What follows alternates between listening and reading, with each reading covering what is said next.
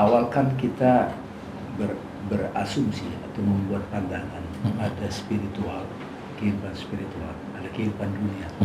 Dia kayak kontra gitu. Nah, kita mulai meninggalkan kehidupan dunia, kita mulai suluk. Nah, semakin kita sering membuat tanda-tanda pakai akal dan kolbu, lama-lama kita mulai terbiasa dengan kolbu yang kita ikutin. Nah, di saat itulah kita mulai menjadi orang yang hening. Kita lebih senang bertapa, kita lebih senang menyendiri. Nggak ngapa-ngapain, udah happy kok, nggak perlu apa-apa. Sementara orang banyak dengan aktivitas dunianya. Pengalaman saya pribadi sebelum pandemi, saya banyak begitu. Jadi betul-betul bahkan anti sosmed gitu, bisa begitu. Nggak tertarik gitu, karena analisanya ini malah bikin saya runyam gitu. Sampai satu ketika, ini pengalaman pandemi, tiba-tiba dibuatin teman Instagram. Jadi dia Journey of Soul, Dialog Soul, macam-macam gitu, ada YouTube gitu. Yang dulu pernah saya rencanakan begitu, membuat sesuatu di TV, tapi nggak jadi-jadi, nggak sesuai idealisme. Sampai kemudian dulu saya lepasin semua. Oke? Terus teman-teman saya yang mengenal saya sudah mulai katakanlah sering ngomongin nirwana, moksa gitu, meninggalkan semua itu. Tiba-tiba kok Bang Dame nongol nih. Wah, kok nggak konsisten nih Bang Dame nih. Mereka ngomong gitu, ada beberapa. Terus saya jawabnya begini, emang ada tempat yang gak ada Tuhan? Betul.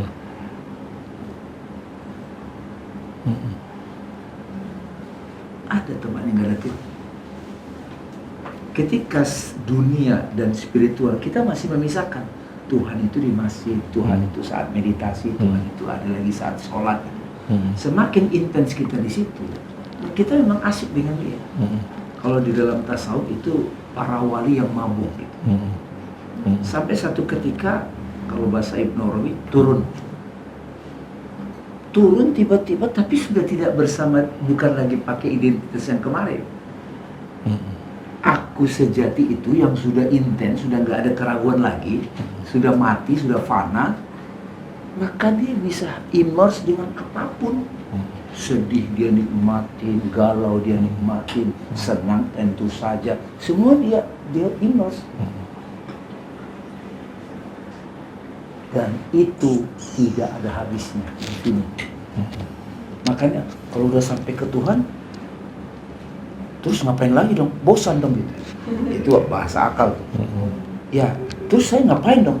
Ya kalau kamu udah sampai Tuhan, tahulah mesti ngapain. Jadi tempat mana yang tidak ada Tuhan?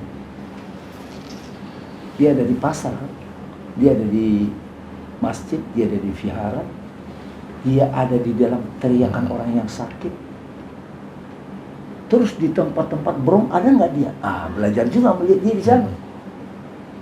Itu tantangan sendiri, itu seru, explore udah.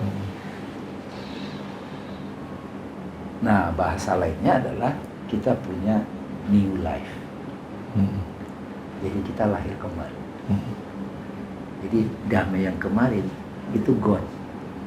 Sementara masih banyak beberapa orang yang mengenang damai yang itu misalnya. Tapi sudah ada new person dengan sadar sang aku. Mas Denny yang saya kenal waktu 2005, ini beda nih sekarang. Beda banget. Damai yang itu beda ya? Iya, udah jauh. Beda banget. Beda. Saya malah jadi ini Bang, tadi waktu Bang Dame bilang gitu ya, sebetulnya ini adalah bentuk konkret meneladani Nabi Muhammad gitu kan. Kalau kita hayati kehidupan Nabi Muhammad itu kan dalam kondisi apapun, ya selalu tauhidnya tuh mentok gitu. Ini kan artinya latihan kita adalah masuk ke ruang tanpa nama, hadir di situ, mengenal sang aku, hadir bersama sang aku terus-menerus, ya udah. Ya jadi meneladani Nabi Muhammad dalam bentuk paling konkretnya ya ujungnya ke situ sebetulnya gitu kan. Kita nggak pilih-pilih lagi mau kondisi apapun, kalau memang waktunya kita harus take control of sesuatu ya kita take control. Kita tahu kan sejarahnya Nabi perang-perang deh gitu misalnya. Tapi juga dia membebaskan emansipasi perempuan misalnya, mengelevasi wanita itu dalam derajat yang tinggi. Dia lakukan apa yang harus dia lakukan karena semua itu bisikan Tuhan loh.